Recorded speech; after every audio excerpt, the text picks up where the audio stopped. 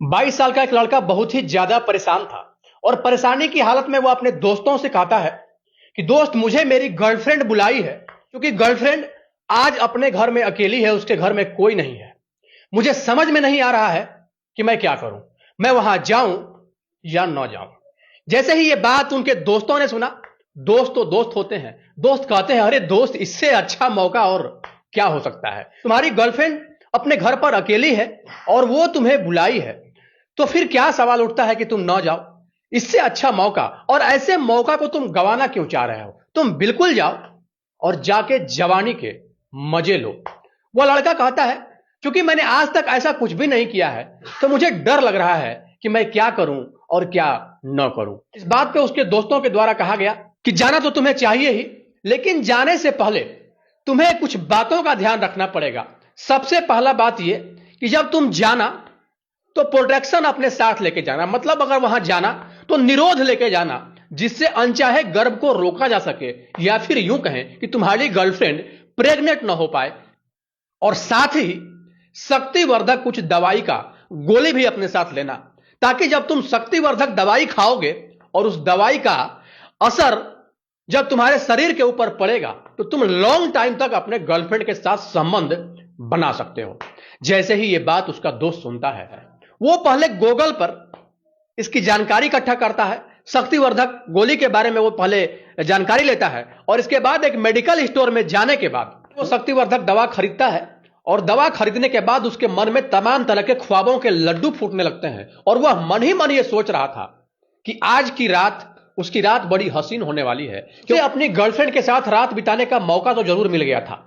लेकिन उसे यह बिल्कुल भी नहीं पता था जिस लड़की के साथ वह इस तरह का काम कर रहा था, इस तरह का घिनौना कृत्य कर रहा था, उस लड़की का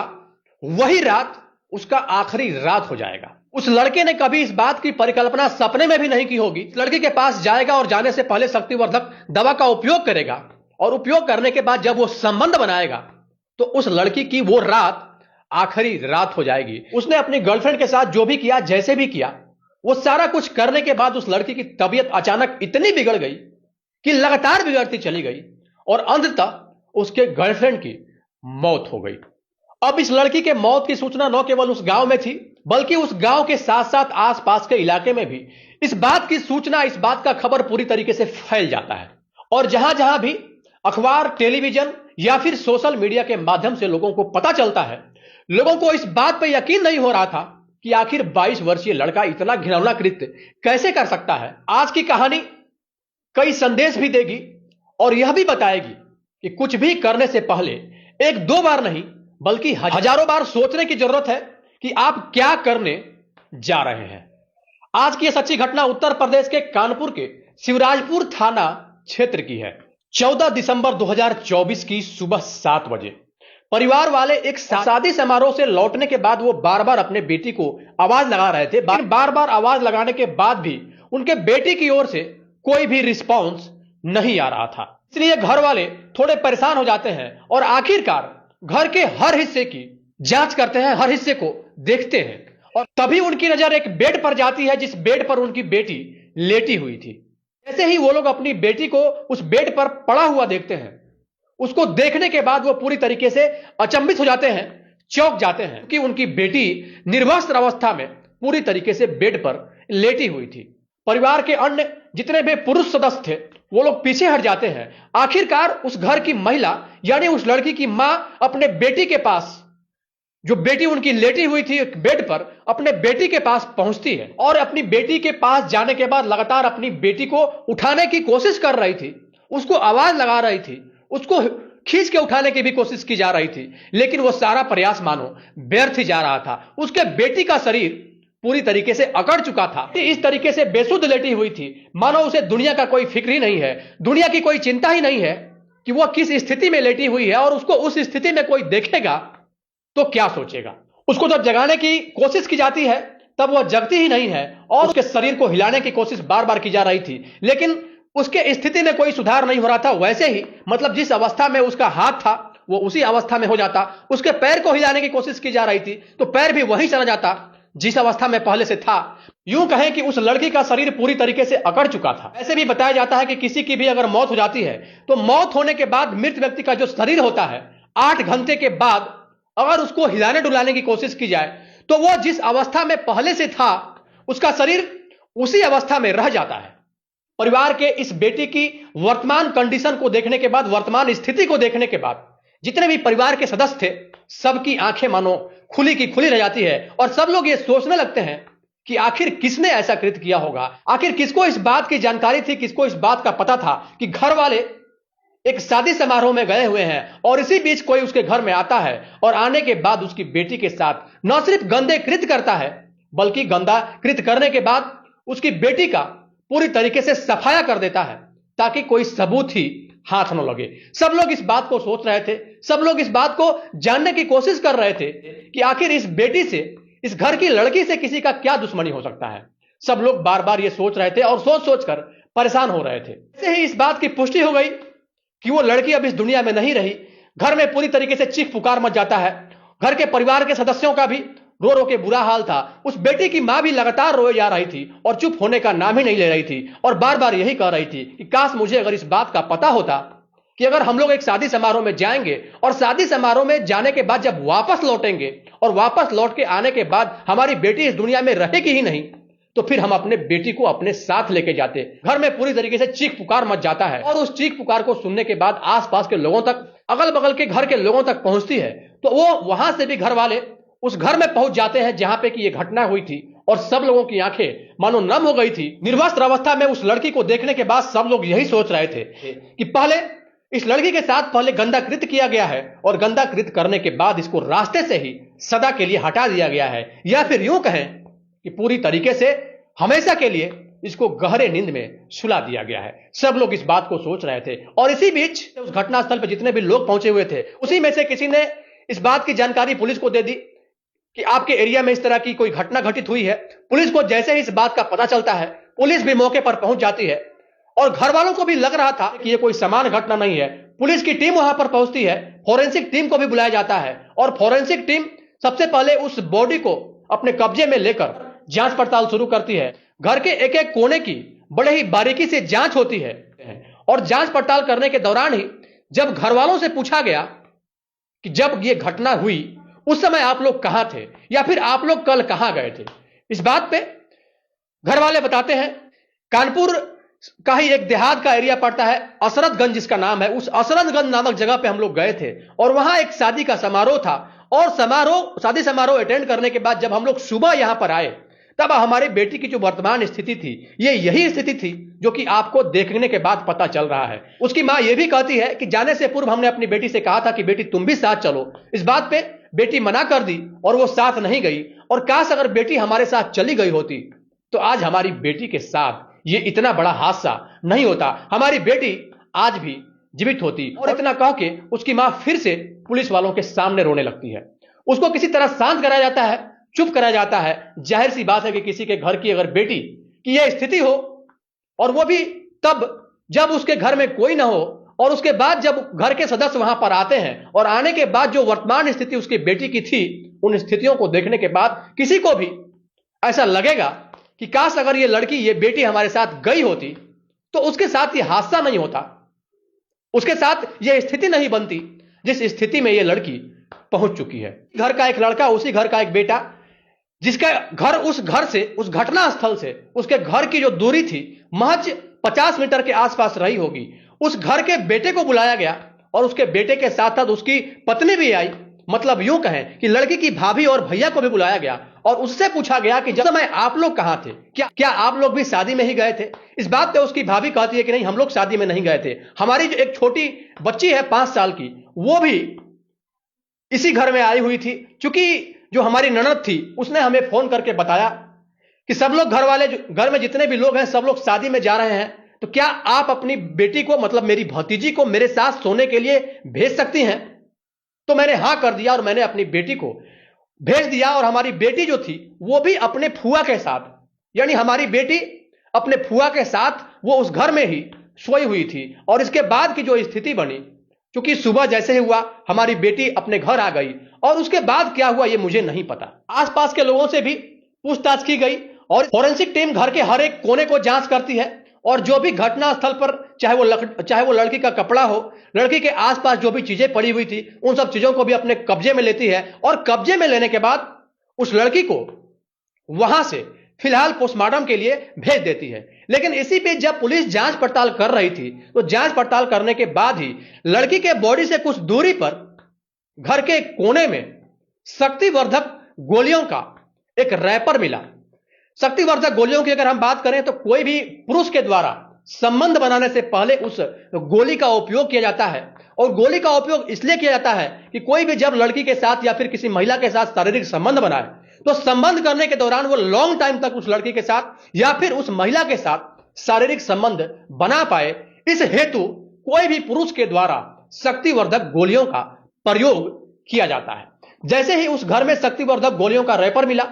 शक्तिवर्धक गोलियों के रैपर मिलने से पुलिस का जो शक था वह पूरी तरीके से यकीन में बदल गया। पुलिस को भी साफ साफ लग गया कि कहीं ना कहीं ये जो मामला है ये लव अफेयर की ओर इंगित करता है। घर वालों के मोबाइल का भी सीडीआर यानी कॉल डिटेल रिपोर्ट जिसको हम लोग बोलते हैं उसको निकाला गया और निकालने के बाद कोई सुराग हाथ नहीं लगा। जब लड़की के कॉल डिटेल को सीडीआर को निकाला गया तो निकालने के बाद पुलिस को एक बड़ी कामयाबी हाथ लगती है। वो लड़की एक नंबर पे लगातार बात की थी और यह बात कोई एक दो दिन का नहीं था बल्कि पिछले 1 साल से उस लड़के से वो लगातार बात कर रही थी। जब उस लड़के के बारे में जानकारी प्राप्त करने की कोशिश की गई, घर वालों से पूछा गया कि मुझे यह बताइए कि आपकी बेटी किसी लड़के से बात करती थी। इस बात पे घर वाले कहते हैं मुझे इस बात की जानकारी नहीं है कि हमारी बेटी किसी के साथ बात करती थी या नहीं करती थी। हाँ, उसके पास मोबाइल जरूर था। और जब सीडीआर निकाला गया, सीडीआर निकालने के बाद उस लड़के का नंबर पुलिस को हाथ लगता है और जिस रात की यह घटना थी उस रात भी फोन किया गया था उस लड़के को, शाम में भी फोन किया गया था। मतलब यूं कहें कि पिछले 1 साल का कॉल डिटेल जब निकाला गया तो उसमें यह क्लियर हुआ कि उस लड़के के साथ लड़की घंटों बात करती थी। अब उस लड़के का जो मोबाइल नंबर मिला, उस मोबाइल नंबर को पुलिस लेती है और लेने के बाद उसको सर्विस लॉन्च पे डालती है और जब सर्विस लॉन्च पे डाला गया तब उसका लोकेशन आने लगा कि आखिर ये जो लड़का है किस लोकेशन पे है। उस लोकेशन पे छापेमारी की गई और छापेमारी करने के उपरांत उस लड़के को वहां से पकड़ लिया गया और पकड़ने के बाद जब उससे पूछताछ की गई तो पहले तो लड़का इधर उधर की बातें करते रहा। पहले तो यह कहता कि मैं किसी लड़की को जानता ही नहीं हूं, मेरे पास कोई ऐसी जानकारी नहीं है। अब जब पुलिस उससे सीधा सीधा सवाल करती है कि आखिर तुम यह बताओ कि उस लड़की को तुमने क्यों मारा, जैसे ही पुलिस अपने शब्दों में डायरेक्ट सवाल पे आती है वो लड़का अब पूरी तरीके से डर चुका था और डरने के बाद वो अपनी बात कहने लगता है कि वो लड़की हमारी गर्लफ्रेंड है और हम उससे प्यार करते हैं और न सिर्फ प्यार करते हैं, हम लोग इन फ्यूचर शादी करने के भी प्लान में थे। लेकिन 13 दिसंबर 2024 को सुबह में वो लड़की हमारे पास फोन करती है और फोन करने के बाद ये कहती है कि आज रात घर में कोई नहीं रहेगा, घर के जितने भी सदस्य हैं सब के सब एक शादी समारोह में जा रहे हैं, तो मैं चाहती हूं कि तुम मेरे पास रात में आ जाओ और जब रात में तुम आओगे तो मैं तुम्हारे साथ पूरा रात टाइम एक्सपेंड करूंगी, मैं तुम्हारे साथ समय व्यतीत करूंगी। मैंने ये सोच के, चूंकि वो हमारी गर्लफ्रेंड थी, तो मैं इसी बात की चर्चा कर रहा था अपने दोस्तों के पास। दोस्तों ने हमें यह सलाह दी कि तुम जब वहां पर जाना तो अपने साथ प्रोटेक्शन लेके जाना ताकि तुम्हें कोई यौन संबंधी बीमारी ना हो जाए। इसी बात का ख्याल रखते हुए हम मेडिकल के दुकान पर गए और उन लड़कों के द्वारा यह भी बताया गया था कि जब तुम संबंध बनाना तो संबंध बनाने के पूर्व तुम शक्तिवर्धक दवा का भी कुछ उपयोग करना, शक्तिवर्धक गोली भी अपने साथ लेकर जाना। और चूंकि मुझे इस बात की जानकारी नहीं थी, ये मेरा फर्स्ट टाइम था, मुझे कुछ भी पता नहीं था, थोड़ी बहुत जानकारी हमने गूगल से इकट्ठा किया और इकट्ठा करने के बाद हम उस मेडिकल शॉप में पहुंचे और वहां से सबसे पहले कॉन्डोम खरीदे और इसके बाद फिर वहीं से शक्तिवर्धक दवाइयों का एक रैपर खरीदा और रैपर खरीदने के बाद हम बिना बताए का जो गोली था उसको खा लिए और इसके बाद उस लड़की के साथ संबंध बनाना शुरू कर दिए। जब हमारे अंदर तीव्र उत्तेजना हुई, उस शक्तिवर्धक गोली ने जब अपना प्रकोप दिखाना शुरू किया, क्या हुआ मुझे कुछ भी पता नहीं चल पा रहा था कि मैं उस लड़के के साथ क्या कर रहा हूं। हमने पहले उस लड़की को निर्वस्त्र किया, बिना कपड़े के किया। वो लड़की हमें बार बार मना कर रही थी कि तुम मेरे पूरे कपड़े मत उतारो, लेकिन हमसे नहीं रहा गया, मैंने उसका पूरा कपड़ा उतारा। चूंकि दिसंबर का महीना था, ठंड ने अपना प्रकोप दिखाना शुरू कर दिया था और इधर गोली ने भी अपना प्रकोप दिखाना, शक्तिवर्धक दवा ने भी अपना प्रकोप दिखाना मेरे शरीर के ऊपर शुरू कर दिया था और हम पूरी ताकत से उस लड़की की ओर न सिर्फ पड़े बल्कि पूरी रात उस लड़की को निर्वस्त्र करके उसका उपभोग करते रहे। वो लड़की बार बार रिक्वेस्ट कर रही थी कि मुझे छोड़ दो, अब बहुत हो गया, अब छोड़ दो, मेरे ऊपर शक्तिवर्धक दवाइयों का ऐसा असर हुआ जिसकी मैं क्या ही बात करूं। 10 बजे से लेकर 4 बजे सुबह तक, मतलब 6 घंटे तक लगातार उस लड़की के साथ हम वैसे घटना को अंजाम देते रहे, और वो भी बिना कपड़े के। दिसंबर के महीने में ठंड उधर अपना प्रकोप दिखा रहा था, और शक्तिवर्धक दवा का जो उपयोग मैंने किया था, वो गोली, वो दवा भी मेरे शरीर के ऊपर अपना प्रकोप दिखा रहा था। और यही नतीजा हुआ कि हमने उस लड़की के साथ ना चाहते हुए भी, उस लड़की के मना करने के बाद भी उस घटना को अंजाम दिया। जब वो लड़की ठंड से कांप रही थी, ठंड से जब कांपने लगी, तब हमने एक बार उसको छोड़ दिया था। उसके बाद भी जब मुझे लगा कि जब हम अपने आप को संतुष्ट नहीं कर पाए हैं, तो हम फिर से पूरी ताकत से उस लड़की की ओर ऐसे पड़े जैसे कोई भूखा शेर सामने अपने शिकार के ऊपर पड़ता है। जब 4 बजे सुबह हो गया, सुबह जब हुआ, तो उस समय लड़की की हालत बिगड़ने लगी। जब लड़की की हालत बिगड़ रही थी, तब मैंने उसी घर में आग जलाया, और आग जलाने के बाद उसको सेकने की कोशिश किया, क्योंकि जो लड़की की स्थिति थी वो लगातार बिगड़ते जा रही थी। मेरे पास कोई रास्ता नहीं था सिवा इसके कि मैं उस लड़की को उसी हालत में छोड़ के चुपचाप वहां से निकल जाऊं। और जब लड़की की स्थिति बद से बदतर हो गई, जब उस लड़की को हिलाने डुलाने के बाद भी उसके मुंह से कोई भी आवाज नहीं आ रहा था, तब हम उस लड़की को उसी अवस्था में छोड़ के वापस अपने घर चले गए। और घर जाने के बाद हम अपने काम में लग गए। उस लड़के को यह पता नहीं था कि पुलिस और कानून के हाथ बहुत लंबे होते हैं, और जब कानून के शिकंजे में वो पड़ेगा, अंततः वो पकड़ ही लिया जाएगा। और जब वो पकड़ा जाएगा तो कानून अपना काम करेगी और उसको सजा भी जरूर देगी। उस लड़की ने उस लड़के के ऊपर भरोसा करके, विश्वास करके अपने पास बुलाया था, सिर्फ और सिर्फ इसलिए कि वो उस लड़के के साथ पूरी रात व्यतीत कर पाए, क्योंकि घर में कोई था नहीं। लेकिन उस लड़के ने उस लड़की के भरोसा को, उस लड़की के विश्वास को न सिर्फ तोड़ा, बल्कि उसके भरोसे, विश्वास और जज्बात का गला भी घोट दिया। सब लोग इस बात को लेके तमाम तरह की बात कर रहे थे, और जैसे ही इस बात का पता चला कि इस लड़की के साथ ऐसा कृत्य करने वाला कोई और नहीं बल्कि उसका बॉयफ्रेंड ही है, सब लोग अब ये सोचने पे मजबूर हो गए, आखिर कैसे कोई भी बॉयफ्रेंड अपने गर्लफ्रेंड के साथ इस तरीके का कृत्य करने के बाद उसको उसी अवस्था में छोड़कर वापस अपने घर चला जाता है। अब पुलिस उसको अपने कस्टडी में लेती है, और कस्टडी में लेने के बाद उससे जांच पड़ताल करती है। जो भी एविडेंस और कुछ होता है, उस एविडेंस को कलेक्ट करती है। और जब पोस्टमार्टम का रिपोर्ट आता है, तो पोस्टमार्टम के रिपोर्ट में भी इस बात की पुष्टि हो जाती है, बीच वो लड़की ठंड के वजह से कहें या फिर उस लड़के के द्वारा लगातार अमानवीय हरकत से कहें, वो पूरी तरीके से वो लड़की जब लाचार हो गई, विवश हो गई, और जब उसका शरीर जब जवाब देना शुरू कर दिया, और अंततः वह संघर्ष करती रही, और संघर्ष करते हुए उसके प्राण स्वतः ही उस ठंड में निकल गया। और निकलने के बाद जब लगभग 7 बजे के आसपास, मतलब 4 बजे के आसपास उसके प्राण पखेरु उड़ चुके थे, और 7 बजे के आसपास जब उसके घर वाले उस घर में पहुंचते हैं, और घर में पहुंचने के बाद उसके लड़की की जो स्थिति थी, उस स्थिति को देखने के बाद सबको समझते ये देर न लगी कि हमारी बेटी के साथ क्या हुआ होगा। उसको उसी तरह निर्वस्त्र अवस्था में छोड़ के उसका बॉयफ्रेंड वहां से चला गया था। तो इस बात का भी परवाह नहीं था कि अगर हम जा रहे हैं तो कम से कम उस लड़की को कपड़ा भी पहना दें। उसको उस अवस्था में अगर छोड़कर जाएंगे तो शायद मानवता भी हमें माफ नहीं करेगा। और जब पुलिस इस पूरे मामले का इन्वेस्टिगेशन करती है,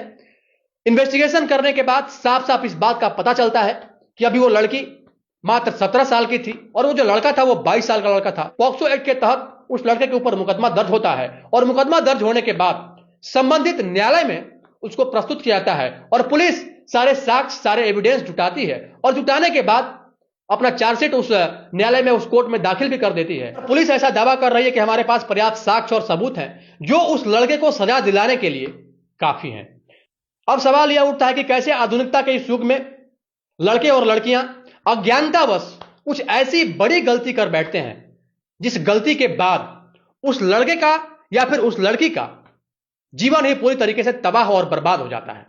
बाकी इस घटना को बताने का उद्देश्य किसी को परेशान करना नहीं, किसी के भावनाओं को आहत करना नहीं, किसी की अंतरात्मा को चोट पहुंचाना नहीं, बल्कि आपको सचेत करना है, आपको जागरूक करना है, आपको यह बताना भी है कि कोई भी काम करने से पहले एक बार नहीं, 2 बार नहीं, बल्कि अगर जरूरत पड़े तो हजारों बार सोचने की जरूरत है। उसके नेगेटिव और पॉजिटिव पहलुओं को, उसके सकारात्मक और नकारात्मक पहलुओं को सोचकर, समझकर, भली भांति जानकर और पहचान कर अमल में लाने की जरूरत है। और साथ ही उसे इस बात को भी जानना चाहिए कि जो भी हम काम करने जा रहे हैं इसका सकारात्मक प्रभाव क्या होगा, इसका नकारात्मक प्रभाव क्या होगा। अगर यह काम सक्सेस हो गया तो फिर इसका रिजल्ट क्या होगा, और अगर यह सक्सेस नहीं हुआ तो इसका रिजल्ट क्या होगा। सकारात्मक और नकारात्मक दोनों पहलुओं को जानने के बाद ही कोई भी काम, चाहे वो छोटा काम हो चाहे वो बड़ा काम हो, वो इंसान के द्वारा किया जाना चाहिए। बाकी इस पूरे घटनाक्रम को लेकर आपकी क्या राय है, निष्पक्षता से कमेंट बॉक्स में जरूर दें। और यह भी बताएं कि आज के इस आधुनिक युग में इस प्रकार की जो भी घटना घटित हो रही है इसका आने वाले समय में क्या प्रभाव पड़ेगा, और जो प्रभाव पड़ेगा, जो संभावनाएं बनेंगी, उन संभावनाओं के बाद जो स्थितियां उत्पन्न होगी, उन स्थितियों से निपटने के लिए क्या आज के आधुनिक लड़के पूरी तरीके से तैयार हैं। अपनी राय निष्पक्षता के साथ कमेंट बॉक्स में जरूर